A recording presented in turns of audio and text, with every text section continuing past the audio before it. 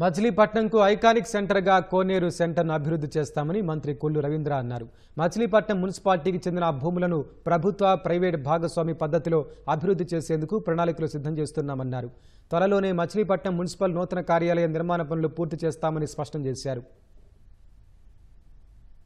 1964లో Machilipatnam municipality ఏర్పాటైంది.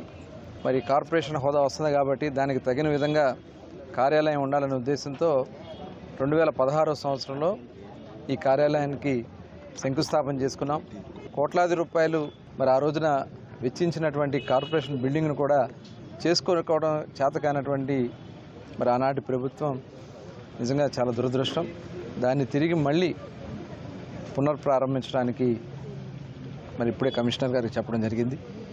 Baby centre, అలాగే municipal ఆఫీస్ని, అలాగే దాని ఆపోజిట్లో ఉన్నటువంటి పాత కూరగాయల మార్కెట్ను కూడా, అలాగే మన బళ్ళదొడ్డి, ఇవన్నిటిని కూడా కలుపుకొని ఒక పీపీపీ మోడ్లో వీటిని డెవలప్ చేస్తే, అంటే ప్రైవేట్ పబ్లిక్ పార్ట్నర్షిప్, కోనేరు సెంటర్ను కూడా ఇవాళ మనం ఒక చరిత్రాత్మకమైనటువంటి ప్రాంతం, దాన్ని కూడా పీపీపీ మోడ్లో మరి అక్కడ ఉన్నటువంటి వ్యాపారస్తులందరూ కూడా కూర్చోబెట్టి దాన్ని కూడా ఒక ఐకానిక్ సెంటర్గా మచిలీపట్నం కోనేరు సెంటర్ తయారు చేయాలని చుట్టూ ఉన్నటువంటి బిల్డింగ్స్ కూడా ఒక డిపిఆర్ తయారు చేపిస్తున్నాం.